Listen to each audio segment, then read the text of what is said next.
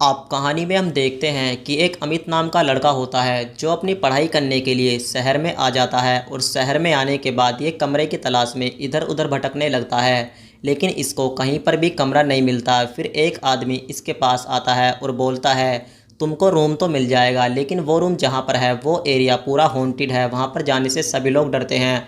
अब अमित जो होता है वो आज के ज़माने का मॉडर्न लड़का होता है। वो सिर्फ साइंस में विश्वास करता है, भूत प्रेत में वो विश्वास नहीं करता। तो ये बोलता है कि तुम मुझको सिर्फ कमरा दिलाओ, क्योंकि भूत प्रेत कुछ नहीं होते, ये सिर्फ मिथोलॉजी है। अब ये आदमी अमित को किराए पर कमरा दिला देता है और यहाँ से जाने से पहले ये अमित को बोलकर जाता है कि रात को कोई भी चिल्लाए, किसी की भी आवाज़ आए, बस तुमको गेट नहीं खोलना है। उसके बाद लेकिन ये अपनी हरकतों से बाज नहीं आता, क्योंकि ये आज के ज़माने का मॉडर्न लड़का होता है। अब अचानक से आधी रात होती है और 1 बजे के समथिंग गेट खटखटाने की आवाज़ आती है। अमित की तुरंत आंख खुलती है, लेकिन जैसे ये गेट खोलता है तो यहाँ पर तो कोई नहीं होता। तो उसको ये एक सपना समझकर भूल जाता है। अब अगली रात फिर से अमित को किसी लड़की के पुकारने की आवाज़ आती है। उसके बाद जैसे ये कमरे से बाहर निकलता है तो सामने वाले कमरे में ये देखता है कि कोई लड़की की परछाई इसको चमकती है।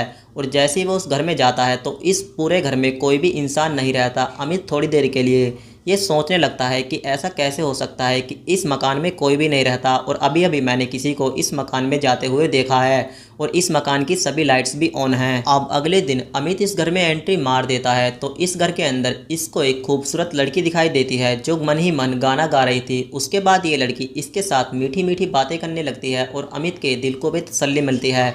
लेकिन अमित ये भूल जाता है कि जिस लड़की के साथ ये बातें कर रहा है दरअसल वो इस दुनिया में है ही नहीं। अब उसके बाद अमित की इस लड़की के साथ दोस्ती हो जाती है और ये दोनों एक दूसरे के साथ काफ़ी समय बिताना शुरू कर देते हैं। फिर अमित के पास एक दिन इसके दोस्त का फ़ोन आता है जो इसके हालचाल पूछता है। तो अमित इसको बताता है कि यार जिस जगह पर मैं रह रहा हूँ वो तो एक जन्नत से कम नहीं है। अब एक रात अमित को एक भयानक सपना आता है जिसमें ये देखता है कि जिस लड़की के साथ अभी अभी इसकी दोस्ती हुई है उसको किसी आदमी ने जलाकर मार दिया है। अचानक से इसकी आंखें खुलती हैं तो पता चलता है कि ये सिर्फ एक सपना था। अब अमित के पास इस घर का मकान मालिक इससे किराया मांगने के लिए आता है और इसके हालचाल पूछता है और बोलता है कि क्या तुम्हारा यहाँ पर मन लग भी रहा है या नहीं। तो ये इसको बताता है कि मेरा तो बहुत मन लग रहा है, बल्कि मेरी यहाँ पर किसी लड़की के साथ दोस्ती हो गई है जो सामने वाले कमरे में रहती है।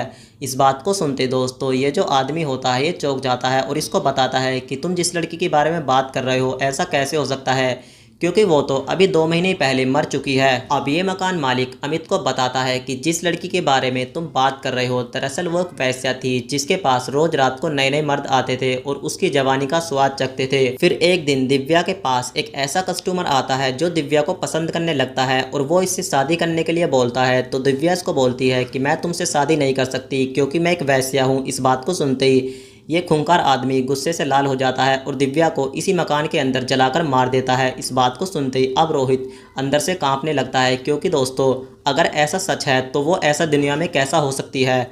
और इसी के साथ कहानी यहीं पर समाप्त हो जाती है।